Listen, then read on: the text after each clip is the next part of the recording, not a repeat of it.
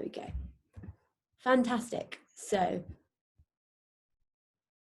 going to start off by introducing our speakers and our session for this afternoon. So I think we all know that given the current context, lots of you will be active in your local communities and also in your local councils as well.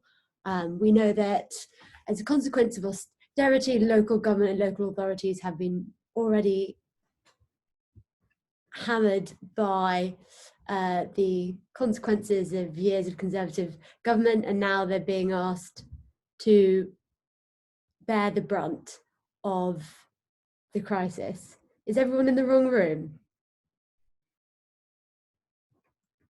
Ah, okay. If you think you're in the wrong room, you should have the option to leave the room. You see in the corner, there's a blue thing that says leave room. If you click on that, it should take you out of this lovely session and to a session that I'm sure is very good, but not as good as this one. Sorry. I'll see if I can find my way to the right one. No doubt you'll have others trying to find you. If you just press the blue button, that should take you back for me to the main one. Good morning, Michael. Right, back to local authorities. Is everyone okay with the blue button? No. Can you see it? It should say leave room. It's red. It's red. Does it say leave room? It does. It says leave breakout room, yeah. Yeah, there we go. Sorry, it's blue. Button. I apologise. Okay. Back to local authorities. So obviously after a decade of austerity, local authorities have been hammered by the Tory government, and they've also been asked to bear the brunt of this crisis. And I think we've seen that the recovery and solidarity throughout the crisis has been in local areas as well. I know people have been involved in mutual aid, and outside of the mutual aid context have also been engaged with their CLPs and recovery efforts, things like supporting food banks, whether it's just checking on their neighbours.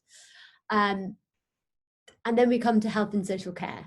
Obviously, local authorities have been bearing the brunt of the crisis in health and social care over the past 10 years, really. And it's this which we'll be looking to focus on in the future. Now, I've got some brilliant speakers who I'm going to introduce in alphabetical order by last name, if that's okay. We have Johanna Baxter, who is part of Unison Scotland, and she's on the Labour NEC. She's the head of local government for Unison Scotland, a CLP representative on the NEC and the Scottish Labour SEC, and she's also chair of Cunningham North Labour. So she's one of the most well qualified people I've ever met. Hi, Johanna. We also have Roger Harding, who is Chief Executive of the Reclaim project, which aims to encourage, facilitate and promote leadership for young working class people. He's also a member of the Mayor of London's Equality, Diversity and Inclusion Advisory Group, as well as a board trustee for victim support. We've also got here, as Nathan described him earlier, LGA star Councillor Michael Payne, who's Deputy Leader of Gedling Council. He was first elected to represent St Mary's Ward in May 2011, and he now represents the Red Hill Ward following his election in 2015. He's a Deputy Leader of LGA Labour and Chair of the Local Government Information Unit and Nottinghamshire Fire and Rescue Service. So he's got lots on. Also, we should have Natalie Creary. Yes, I'm here. Sorry, you weren't on my screen. Natalie is a programme delivery director at Black Thrive, which is a partnership between communities and organisations to tackle mental health service inequalities in BAME communities. She was previously Innovation and Development Fund Manager and Health Communities Fund Manager for Croydon, and has lectured in health and social care and public health. So I'm going to stop rambling on now about how you leave and enter breakout rooms, and let these people tell you about local community recovery. Johanna, would you like to start? Hi, yes, thank you so much for that introduction, and it's good to be with you today. So as has been said by Hannah, my name's Johanna Baxter. I'm the head of local government for Unison Scotland. And as Unison is the largest trade union in local government in Scotland, we lead negotiations for all local government workers with both Cllr, the employers' organisation, and with the Scottish Government. I was asked to tell you a bit about the response to COVID in local government Scotland. And I think, as it is with the rest of the United Kingdom, the response in local government has been led predominantly by women, and predominantly those in the lowest paid roles. So home care workers, early years practitioners working in hubs to support the education for our key workforce, refuge collectors, environmental health officers who are who are being stretched both in terms of monitoring the restrictions, but also who have a role to play in the temporary mortuary facilities that have been set up. Cllr is the employers' body. It pulls together the 32 local authorities in Scotland, and actually I think you know, we have some frustrations with Cllr at the best of times. The response to this pandemic has absolutely shown that their model does not work. We've got 32 different variations of who's defined as a key worker, and trying to get national guidance on how authorities should respond to the pandemic has been difficult, to say the least. The Scottish Government's response has been sluggish. And I think we suffer in Scotland from the fact that we are led by an SNP administration, which I'm sure everybody down there thinks is wonderful because Nicola does a very good press conference. But the continued desire to, as we would term it, put a kilt on things has led to some really serious errors in decision making in response to the pandemic, and I'll give you just two examples of that.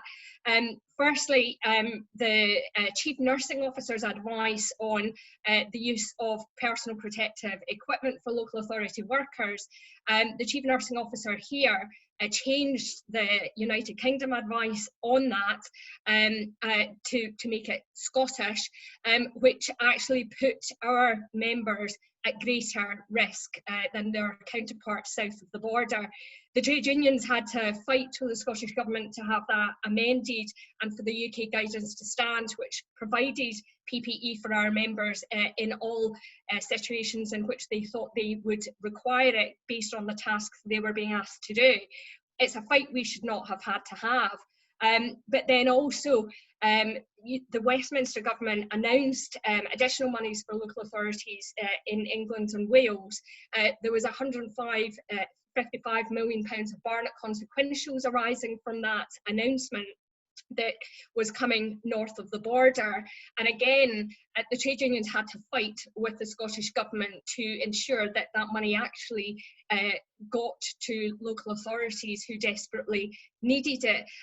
You know, the Unison, GMB and Unite should not have to write to the First Minister to say, please pass on the Barnett consequentials arising from Westminster announcements. So we are engaged in battles that we should not be having to fight simply because we have a Scottish Government that wants things to appear more Scottish. I think the other big issue in terms of the response in Scotland is that it's demonstrated our health and social care partnership model, which is the organisations which sit between the NHS trusts and local authorities and provides care services. That model does not work. So again, when the Scottish Government are announcing monies to local authorities for care provision, that money is not reaching the organisations that it needs to. So we have third and private sector care providers which are delivering services for local authorities under procurement models, but they, for example, will not be giving their workers protected arrangements for sick pay if they're off sick because of COVID, because they have not received money from their local authorities to do that. So we're in a situation where you've got home care workers working for third and private sector providers who are so concerned about their wages that they're going into work when they necessarily shouldn't be if they're showing symptoms and spreading the virus because they are concerned that they're going to be left on the breadline because they're not getting pay protection. So that model does not work. And then I think one of the other things about the response is that we've seen the 32 authorities having to work more closely together in a way that they do not usually do. So, for example, having to put arrangements in place that sit across local authority boundaries, like the temporary mortuary facilities that have been set up and have sadly had to be used. But what we have seen on the ground is a massive effort in terms of community organisations that have sprung up all over the place, and I think that's been really heartwarming. I suppose coming out of COVID, I'll just end on a bit of going forward. Coming out of COVID, the massive issue facing local government in Scotland is finance. Local authorities in Scotland were being hammered in terms of finance prior to COVID. We saw local government revenue funding falling by 7% in real terms between 2013 and 2019. Whilst at the same time, the Scottish Government's allocation from Westminster only went down 2% in that time. So local government have been squeezed by the SNP at Holyrood. They have also ring-fenced greater proportions of the local government allocation, so that actually 61% of local authority money is now ring-fenced to Scottish Government priorities, which means that local authorities are continually having to cut disproportionately on the other 39% of their budget, which inevitably translates into our members' jobs and the services that they provide. The £155 million worth of Barnett consequentials don't hit the sides of the financial gap which now exists. COVID has increased cost pressure, as well as completely drying up the income stream that local authorities have through charges and business rates, for example, and that's before we even get on to Brexit. I think the world in which our members work has fundamentally changed as a result of COVID.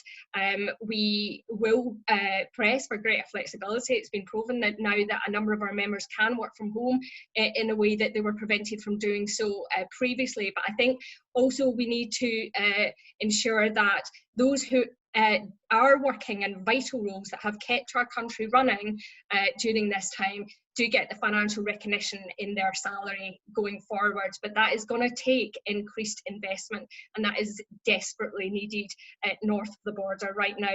Unison have a 4-point plan for that. I'll happily send you the link for that in the chat if you'd like me to, but I don't want to take up too much more of your time. Thanks.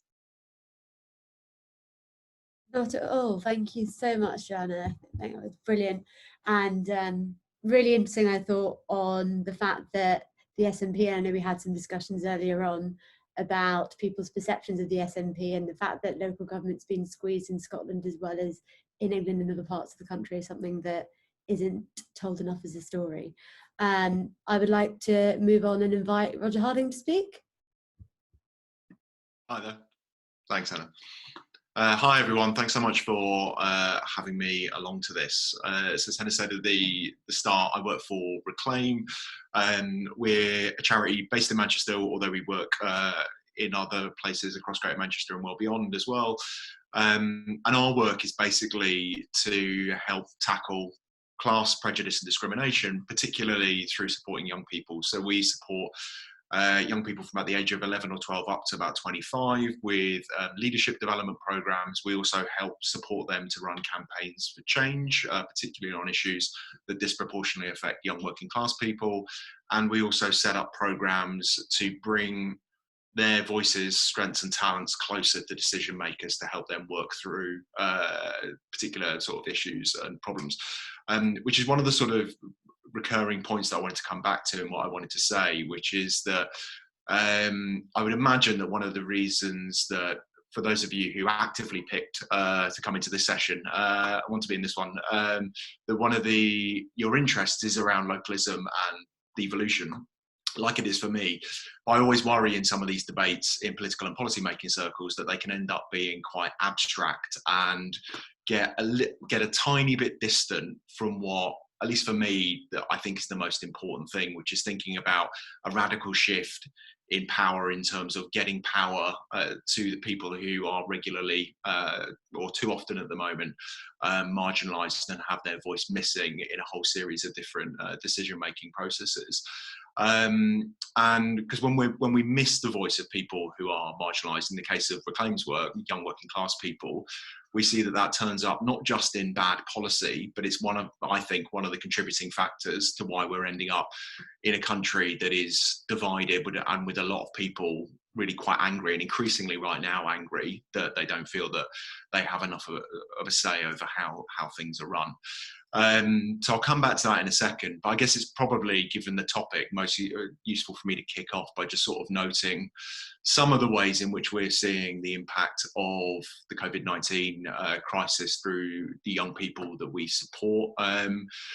In various different ways, it has, as you would have read in other places or perhaps seen through some of your own work, like it is undoubtedly devastating for some young people and their families. Some of them have been hit really hard financially for those not covered by some of the government protections. Many have found themselves excluded in terms of getting online. Many young people, particularly who are BAME or from working class backgrounds, are really worried about some of the unconscious bias of predicted grades now being baked into the grades that they end up with, and that now living with them for the rest of their lives. Many are having, as we're seeing, having to take on new caring responsibilities. Some are living in really tough housing situations. As I'm sure Natalie will touch on in much more detail than I can, like it's very obviously having a really devastating impact on many of their mental healths. And it's a particular concern for those young people who we know are more exposed to abusive or violent households as well. And that's coming all the while various organisations like Reclaim, charities, but many beyond, they're obviously seeing a massive increase in our demand, but a quite significant drop off in our funding as well. Now, I'm really proud of the work that the Reclaim team are doing, of throwing themselves into this moment of creating a load of amazing new services and programs and so on, but that is going to be really tough. Particularly it's tough for some organisations right now that we're seeing, but I think in the months ahead, and particularly into early 2021, I think a lot of organisations could be in a really difficult position given where funding's going. So given all of those impacts on young people, the young people that we work with, like what we're picking up from them, and I should say normally in most Reclaim stuff you would hear directly from one of the young people that we work with because we're really keen to promote their voices, but we've got some of them doing various bits of media work today and stuff like it, so I'm afraid you're stuck with me instead. But I'll share some stuff in the chat afterwards so you can hear directly from them. And I think they are understandably increasingly angry of, they have a really keen sense of like we're not all in this together in the same way. They see that very obviously through social media, where they get to peer into other people's lives and see how people inadvertently reveal that they're not having the same kind of lockdown. High profile cases of hypocrisy, obviously particularly great. They know that their families and loved ones are at greater risk, and they also know that their services are more likely to be hit with cuts either in the present or potentially in the future. And what I particularly worry about, given the last few years that we've had politically, is we know that there are a lot of populists who want to be quite parasitic on that pain, and are looking to exploit it. And that therefore poses a big challenge for those of us who want to create some positive change out of this awful period. And I think one of the main things for me is that this period has exposed the lack of voice for a lot of young working class people and people from other marginalised backgrounds as well. that, as I say, is creating bad policy, but also just bad like faith and anger in various communities as well. So to give one good example of this, before lockdown even started, when it was being speculated at what point we might lock down, it was seeming increasingly inevitable. We were talking to some of the young people in our programs, and they were saying really clearly that from their perspective, one of the things that would be really difficult for them during this period is the ability to get online. For some of them, they didn't have Wi-Fi at home. For many of them, they didn't have enough devices at home to make getting online, to be able to access some of the resources beyond that you can do on a phone. So we immediately started working on ways of trying to get them that access. But interestingly, like the government's first focus really early on was creating a new online academy. Like really impressively, like it had that designed, it had that commissioned, it had that rolled out all within a month, just within a few weeks. And it was at the back end of that month that the government actually announced it was going to actually start to begin to do something on actually enabling more young people to get online. So the government lost a month. Like the machinery of government took a month to see what a young working class person in Rochdale could see in a heartbeat about what one of the main problems would be on this. And it's just a really good example of the bad policy that we end up with when those voices aren't plugged in. But there were plenty of examples of that beforehand around child sexual exploitation.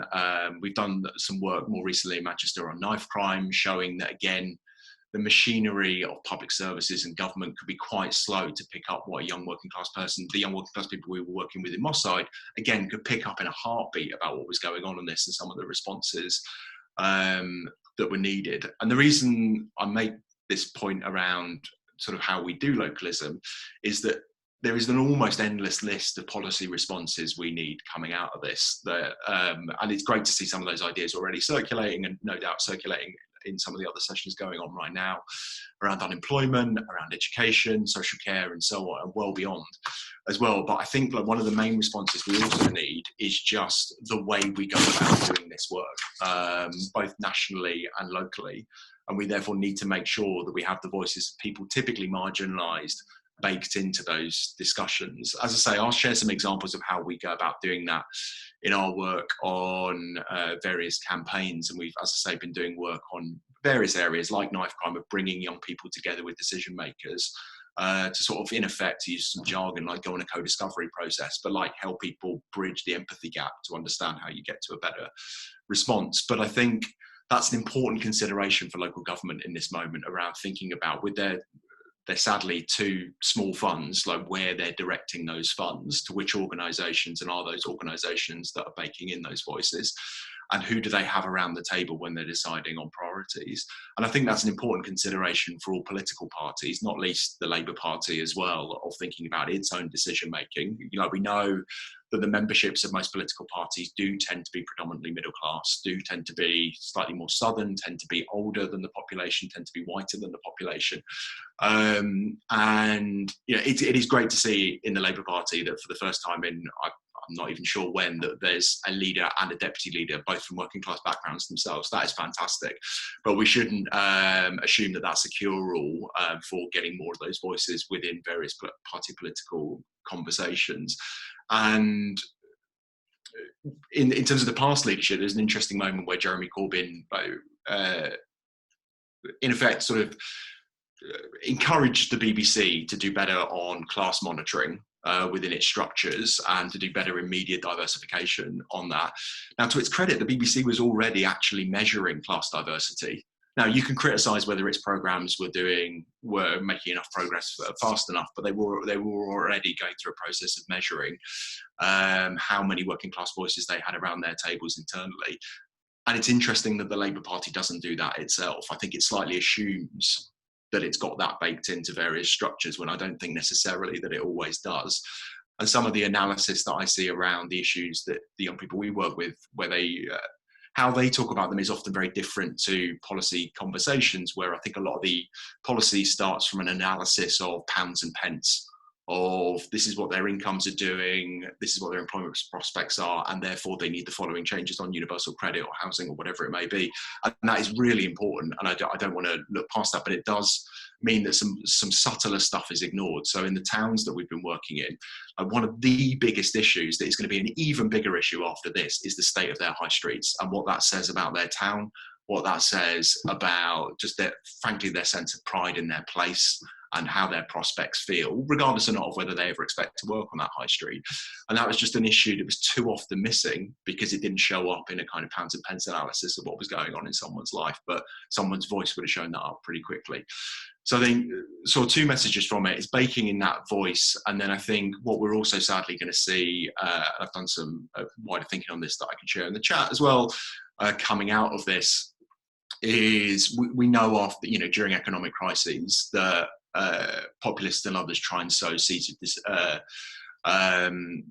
of division, and despite all the brilliant stuff going on at the moment around celebrating the contribution of migrants and others in the NHS and social care and beyond, I can well see a moment where that division is tried to be sown more, or divisions between the experiences of cities, rural areas, or cities and towns, the north contrasted against the south against the north. And I think there's a real duty for people to call out that division and highlight the things that those places have in common. As someone briefly mentions in the comments, part of our job, I think, at Reclaim is to highlight and change the narrative around working class that too often is a conversation in the public psyche around largely white older people, largely men to be honest, and doesn't have space for working class people in rural areas, doesn't have space for BAME working class people, doesn't have space for LGBT working class people, and so on. So I think people need to get better at calling out that division. So I hope some of that is useful. And as I say, I think hopefully what draws all of us to this kind of conversation is a real belief in the power of local decision making and better devolution settlements as well. But I think we always have to remember in that at least for me, why that is of interest is about whose voices we're getting around the tables rather than the abstract structures that we may set up, because some of those structures may just actually compound some of these problems rather than get those voices around the table. Thank you. Great, thanks so much, Roger. Let me just give you a clap. There you go. And I think you made a couple of really interesting points. I think maybe we want to pick them up a little bit later. And one thing that really came through, and perhaps we'll hear a little bit more from Natalie and Michael about this, is the partnership element between local councils and civil society. We see it in lots of areas, and how the twin degradation and underfunding of both those aspects of society have caused real problems. I think the other point you made around representation of the Labour Party is really interesting. I think we can all agree it's an endemic problem in terms of not just numbers of representatives rather, but in terms of representation within the party structures and what it means to have real people from real communities round the table. And it'd be interesting maybe to plug in a little bit on how Progress in particular can make sure locally we reflect local communities within our organisations and parties and things like that. Michael, would you like to go next?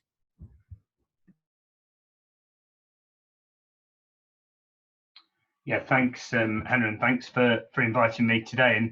And interesting to hear from Johanna and Roger. And I think, where I'd like to start is the challenge I think Roger poses to us. I think certainly as a deputy leader of a council in Nottinghamshire, I think the challenge back from Roger is a good one. This can't just be about reorganising institutions and the way that power works in our communities and countries. It has to actually genuinely about how we engage and allow proper influence and input from those who maybe are not listened to, heard, or have a voice or platform at the moment. And certainly I've taken a learning point away there from Roger about the need to do more as somebody in local government. I think the thing that strikes me, Hannah, about this awful situation we've seen with coronavirus is that power congregates at the centre, but responsibility and accountability do not.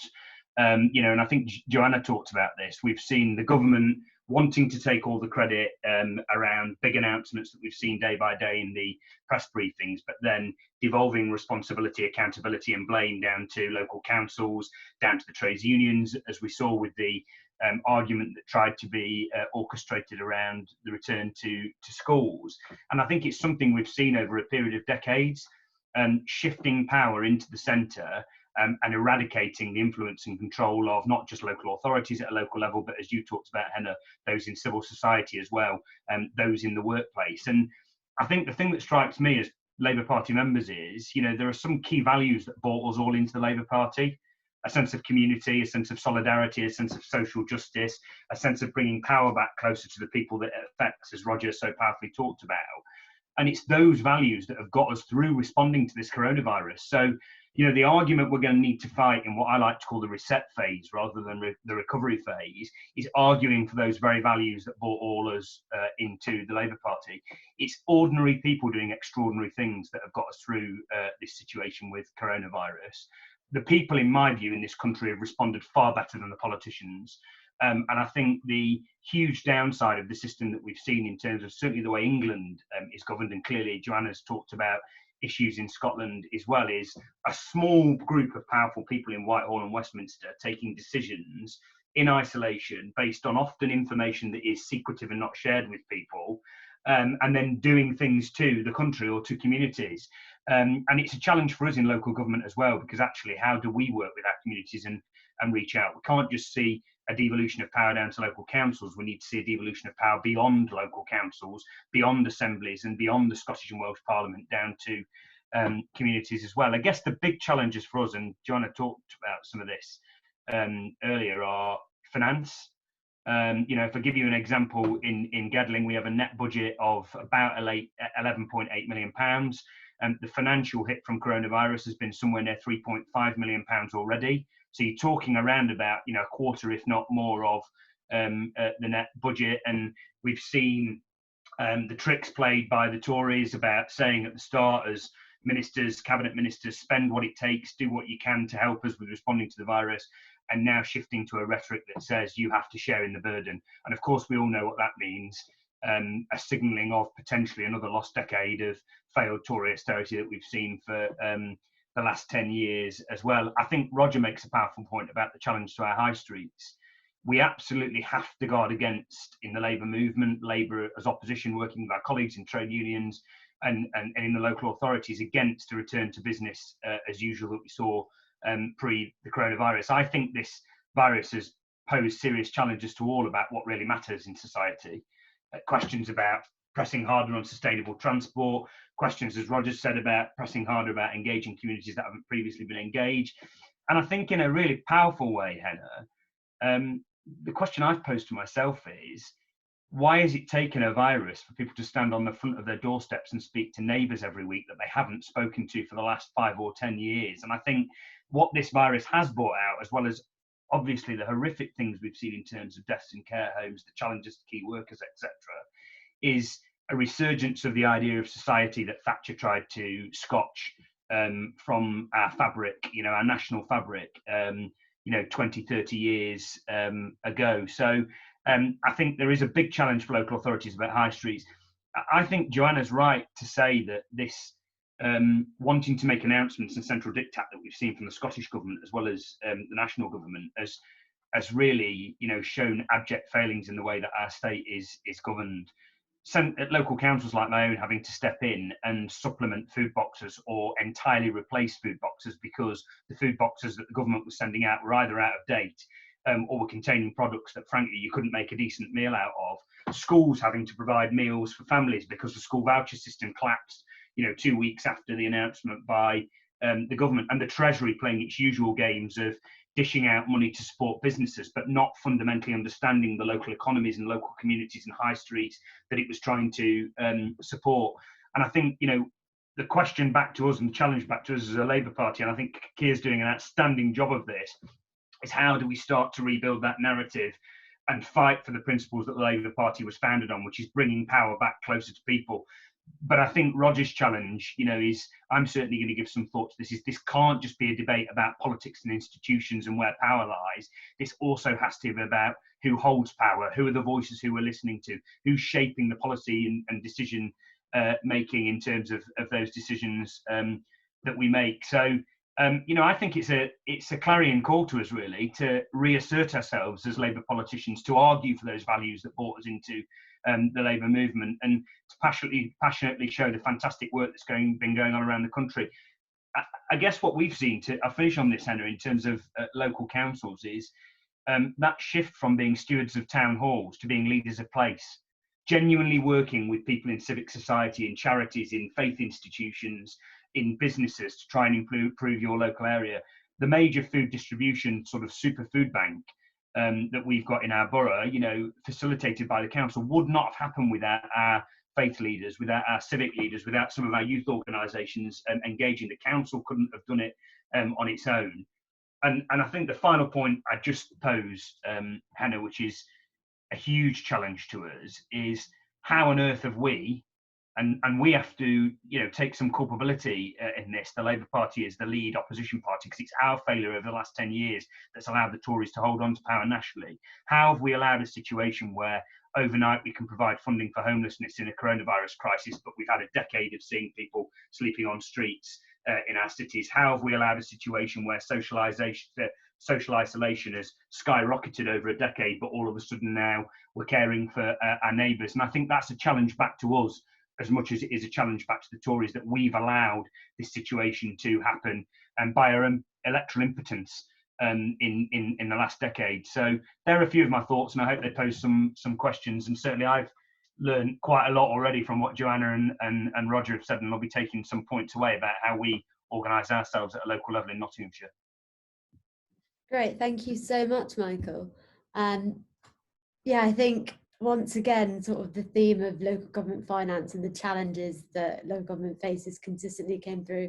And I think the other thing that perhaps Natalie will be able to speak to a little bit more is this question of local authorities and local councils and local civil society organisations being the people who are best placed to understand the needs of local communities in all their forms and to deliver services that are geared towards what they need. But I'm not the expert on this, Natalie is. So would you like to take it away, Natalie? Hello, and thank you for sharing your thoughts, Johanna and Roger and Michael. So yes, I've been asked to kind of share with you some of the work that kind of we've been, the voluntary sector has been doing and the impact of COVID. So I'm the director for Black Thrive. We're a partnership between the voluntary sector, statutory organisations and local communities. And our work focuses on how you would address mental health inequality for Black people in Lambeth. Our work looks at how you influence kind of policy, practice, but also we involve communities in like the redesign and kind of rethinking service provision. So I suppose the disproportionality in terms of Black communities and other sort of Black, Asian and other minority ethnic communities is quite high profile at the moment. And I think some of the thoughts I'll be sharing will be largely kind of driven by our experience of working largely with Black communities. And just like Black communities aren't a homogenous group, neither are BAME communities, as we kind of tend to kind of categorize everybody in the same category. So there are likely to be some commonalities, but there will also be differences. And we also need to think about people's other social identities, not just about race, but sexuality, gender, age. All of these will mean that their experience of COVID will be quite different. So, I mean, the negative health impact on BAME, I'm going to use BAME, and I'm really sorry for using BAME. I hate it as a term, but as I'm pressed for time. So the impact, obviously they've had kind of poorer outcomes if they do manage to contract the virus. There are higher rates of mortality. And what's been quite interesting is that although the reasons for this are likely to be quite complex, I'm a bit concerned about the overemphasis on kind of trying to find biological explanations. And the risk of that means that we then neglect the structural issues that are, you know, generally the root causes of inequality. So in terms of people's access to good education, employment, health, housing, policies, laws, all of these things are the kind of underlying factors, as well as the way in which kind of, and as unpopular as it often is, in terms of people's experience of racism and other forms of discrimination, which are essentially the root cause to the inequalities that we see, whether that be in health, employment or education. Obviously, this has created quite a lot of anxiety for communities who are at the front line or who have loved ones who are at the front line. And I think these kind of biological explanations also don't necessarily take into account that, you know, people have been bullied by employers into going into work where they are at risk, whether that be because, you know, they haven't been provided with the kind of correct PPE, or are kind of put in situations where they're more likely to be exposed. So I think these are some of the things that we need to kind of think about, and also that narrative can also be quite unhelpful. So if we think about in terms of employment, if coronavirus is something that we are likely to have to live with for some time, actually employers may then decide that actually people from BAME backgrounds are just too risky to employ. So therefore kind of reinforcing kind of that situation where people from Black, Asian and other minority ethnic groups also experience significant barriers in terms of accessing meaningful employment. We've noticed obviously that in terms of bereavement is something that in terms of the context of coronavirus is kind of significantly impacting the mental well-being. And prior to COVID, mental health services were not really delivering the outcomes that we need to see for BAME communities prior to COVID. And so that's something that we really need to kind of think about, how we work together with communities to create a mental health system that works, but also how we work as a community, as everybody, you know, within the system, not just the statutory system, to actually kind of create the conditions that prevent people from becoming ill in the first place. Housing is obviously another challenge. And, you know, so even in terms of some of the policies, in terms of kind of mortgage relief, well, actually, if you're from a BAME background, you know, you're less, you know, you have generally have lower levels of home ownership. So actually, that is not a benefit that you're actually able to kind of benefit from. In people who have no recourse to public funds, that has generally been something that people are not really paying due attention to, but actually it's putting people in incredible risk, and so that's something that needs to be paid. We need to pay better attention, not just in terms of how we minimise people's suffering now, but also in terms of if a similar crisis were to happen again, that's something that we are already thinking about in terms of how we respond to those needs of those communities. Roger kind of touched on education, but obviously if you're from a BAME background, in particular a Black background, you're more likely to be predicted lower grades than what you're actually that you're likely to attain at the end. Again, the criminal justice system for Black communities in particular, where there's already a strained kind of relationship between the criminal justice system, in particular the police and communities.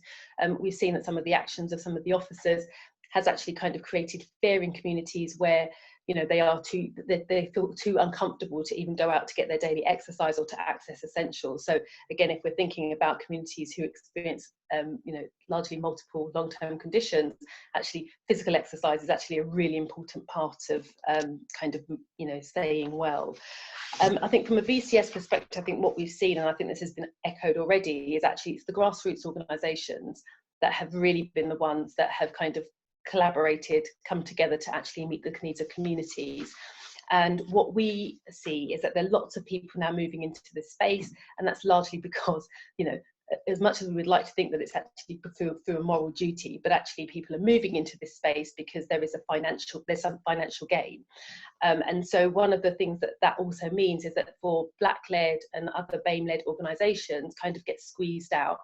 We're moving at a pace when it comes to funding, which means that actually the voices of those who are most marginalised are not being considered. So if we're thinking about what we commission, what we're investing in the future, I would say that if you're working with an organisation that currently has or historically has had issues around representation and addressing inequalities in their own organisations, what confidence can you actually have that they'll be able to help you with yours? And so I think that is just something to think about, that actually if the people who are talking to you about kind of addressing these solutions do not look like the communities that you're trying to serve, it should raise alarm bells at the very least. But I think that there are some opportunities, unfortunately, in terms of the context of COVID, but we have lots of people who are affected by unemployment. And so we have people who are ready and waiting to be mobilised. So what is it that we can kind of do as a voluntary sector, as a statutory sector, to actually create opportunities for people to deliver those solutions for their communities? So that's something that we would we think is kind of really, really important moving forward. Great, thank you so much, Natalie. Yeah, I'm actually going to use this as an opportunity to plug something I've been working on. So outside of my post-progress life, I'm an organiser on a campaign called Charity So White, and there's been some really interesting research out that 90% of small and micro BAME-led, it's an awful term, but BAME-led organisations will close in the next 3 months unless they get the funding they desperately need. And these are often the organisations that provide that layer of support between councils and authorities and communities who historically have not dealt well with the state. And funders aren't really listening. We've got a whole paper that we're updating weekly about the structural inequalities that have led to this. So I'm going to pop a link in the chat box. And there is my brief plug. We've got some time for questions. I noticed we've got, I think it's 3, and we've got about 10 minutes. So if we're snappy, we can get through all of them. The first one I would like to take is from Supana. Are you there? And are you happy to say your question? Or maybe she's not there. So maybe I will ask it for her since she's not there. It was to Roger. Do you think the experience in Manchester since it became a unitary authority is any different to other local authority areas? For example, being able to deliver on local priorities more quickly, and perhaps maybe some of the other panelists might like to chime in on their experiences about the structures that they work within as well. So yes, on that, it's so I won't almost answer that directly, but just talk about like there's quite a lot of variance within unitary authorities' approaches to this. So those who know better about the structures there may well be a good answer on that about some of the differences. But and I'm not going to name names in terms of the councils we've worked with and so on, but a lot of them are unitary authorities, and some are brilliant and some are less than brilliant in their approach to it, which slightly makes the point that some of this is clearly going to be about structures and processes, but a lot of it is also about culture. And again, as I say, and as others have said, like who you have in the room, which organisations you fund, what their leadership and approaches look like. And so, to highlight one good example of the work that Donna Hall and colleagues have done in Wigan in past years has been fantastic there, of trying to bring more citizens into their decision-making processes. And they got us involved in part of that, to go, we want to involve people now, but we also want to involve young people, both as themselves and their views right now, but also in terms of them being leaders of some of this place in the future. And so we want to be able to basically hire those leaders locally rather than necessarily bring them in from other places as well. So that was a really good example of them taking that approach. Great. Is there anyone else who'd like to chime in from the panel? Yeah, it's Johanna.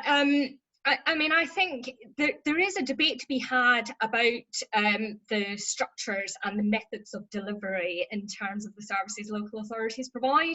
But in Scotland, it's 32 unitary authorities, and we're facing the same or similar issues as Michael's outlined earlier. So I don't think it's just about the structures. I think certainly what we've seen in Scotland is that communities coming together to help respond to the COVID crisis demonstrates that where there's a will, there is a way. And I think probably a failing on our part, as much as the other political parties, is that we have had councillors who have often felt like they've been one step removed from their communities. So we've had a few years of Jeremy Coburn's leadership, when we were consistently told about community organising in a way for me personally, felt a bit artificial. I think what we've seen in the COVID crisis is community organising which has come from the grassroots up, which is much more authentic than the sort of top-down, let us teach you how to community organise, in a way that I'm not sure was as engaged with the communities as the response is that we've seen to the COVID crisis. So some of it's about structures, but actually some of it is just about being authentically connected to those communities and our representatives being truly representative of those communities. Great, thank you. And I've seen Simon Whitney. Are you happy to ask your question? You're on mute, Simon. Oh, there you go. No, I'm not anymore. This is again for Roger. I'm chair in South Suffolk, outside Ipswich is where I live, but our area runs for miles. I mean, it takes about 45 minutes to drive across it.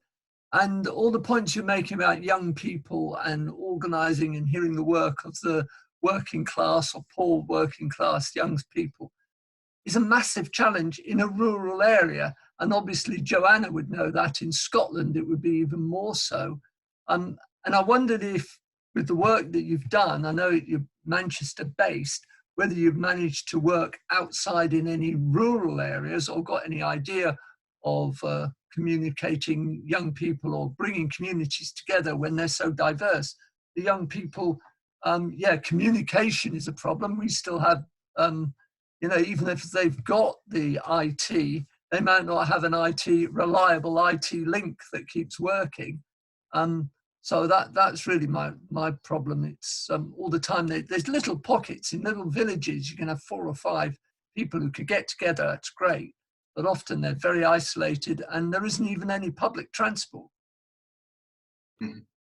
Yeah, yeah, I completely agree with you. It is a lot more challenging. We have done work in some rural areas. We've done some work in Talbot and also some of the rural parts of Greater Manchester as well. And I think there's 2 difficulties with it. There's sort of one, as you say, the sort of practical and logistical difficulties of it. Like it's just harder to get young people together. And you know, some of that is hard enough in some of the towns and cities that we work in. And in fact, one of our recent campaign wins in recent years was to encourage, to which he, to his credit, responded really well, Andy Burnham, to make public transport free or bus travel free for 16 to 18-year-olds, and then get them involved in the design of that to make that easier, including for young people in rural areas in Greater Manchester. So there are those practical difficulties, but I think another difficulty is around, and it's perhaps worth mentioning in terms of how we approach our work, the fact that people often in rural communities and plenty of other places in the country don't immediately identify as working class. In fact, the majority of people don't have a strong class identity at all. And so it's worth saying it's not something that we lead with. We introduce it as an issue. We sort of, you know, young people know that they've got less money than some other young people, either locally or nationally. And we sort of take them through that's going to create some barriers for them, but barriers they can overcome, particularly if they work together and try and make space for themselves and other young people from working class backgrounds. And I guess that's one of the reasons why I'm most interested in sort of challenging some of the narrative on class to sort of create, frankly, more unity across various working class communities as well. I mean, I don't mind whether young working class people embrace the term or not. We leave that up to them. And, you know, I know in some migrant families, some of the language around class is problematic and so on. So as I say, it's completely up to them. Yeah, there's just an annoying series of ways in which we've been divided. And I really worry that more of this is going to happen in the future, where cities' experience of this virus is going to be contrasted with rural areas and towns, or even different nations. And I am sure there is going to be some way in which migrants will be scapegoated for some element of this coming out of this, because that always tends to be what follows after a crisis as well. And so we have to do a really good job of not just talking to other issues, and I mean this anyone working on like positive social change, not just talking to economic issues, but actually addressing the fact that some people are trying to sow division quite practically. Because I think one of the things, like looking at the Labour Party, one of the things I think that Ed Miliband and Jeremy Corbyn did was sort of try to talk about other issues in the hope that that would take away from that division, rather than expressly talk about the fact that there were some populists and others trying to sow that division in the first place. Great. Does anyone else want to add anything to that? No? Brilliant. Just notice we've got about 6 minutes left, and I'm conscious that there's been a really interesting question asked about people with disabilities. Jonathan Slater, you happy to speak?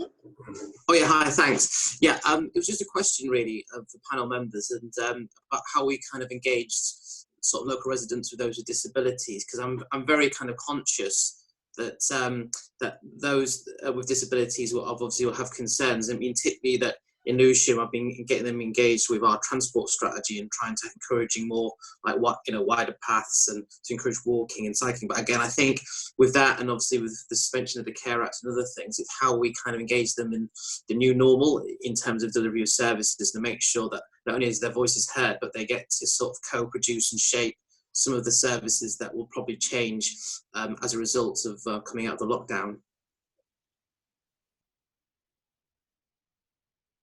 Great. Would anyone like to respond to that? Natalie? Yeah, so I mean, I don't mind responding to that. So yeah, I think it's really important that you know, communities who usually are often ignored, as opposed to seldom heard, are kind of part of that conversation. And so I suppose one way of doing that is working with grassroots organisations who are supporting or providing services to people with disabilities. But it's also, when we're thinking about how we reach them, it's also kind of thinking about who else is also in contact with them. So we tend to just go to organisations, but actually, you know, there are probably ways of, in terms of kind of organisations that provide care, that even if they're private organisations, for example, you know, that's an avenue in terms of trying to identify people who might be interested in being part of that conversation. Also kind of looking at kind of different social networks that people may be in. So sometimes it's not about looking to identify people or to try and engage people in spaces that we kind of assume that they'll be in, but actually kind of working with, you know, people who do have disabilities and kind of giving them the lead in terms of saying, well, this is, you know, essentially what we would like. You tell us how we should engage with you, rather than us coming up with an engagement strategy in order to engage them. Great, thanks, Natalie. Does anyone else have any comments? If not, we've got a final question. Adam Fox, you're on. Thanks very much, Hannah. So I'm the Cabinet Member for Housing and Colchester Borough Council, and the government's taken a lot of credit for their Everyone In policy, but have now since sort of removed any sort of financial support to local councils for that, and we're facing a black hole of £10 million in our budget. So I wondered what the feelings were amongst some of the panellists on how we campaign together to ensure that local government isn't hit in the same way that it has been over the last 10 years, and how we communicate that to voters and to Labour Party members who've been particularly critical of Labour councillors. Great, thank you. Who would like to respond to that first? Natalie, you're unmuted. Is that first of all? So I think that in particular, from a kind of, we know that in terms of the participation of people from Black, Asian and other minority groups in terms of voting is generally quite low. So I think that there is some work to be done in terms of highlighting the importance of these structures. Because I think that for some sections of the community, they don't actually necessarily see the value because their voices are not represented and their perspectives are not represented. So I think that there is something about the political system being kind of more open to communities and actually being able to feed back how their views have been considered. And I think there's also part, you know, representation is, or the lack of representation is definitely an issue, but I think that there are also other mechanisms that we could be using in terms of creating the conditions and building capacity for communities to have opportunities for leadership roles in different spaces, not necessarily just in the political space, which can then kind of galvanise people to actually kind of be more active in these other more political spaces. Great. Are there any other thoughts about this? Hi, it's Johanna. Just to say, I mean, I think in terms of ensuring that governments don't allow local authorities to be the recipients of all of the blame and are continually penalised in terms of finance, we have to change the nature of the debate. Very often local authority services and workers are the forgotten workforce.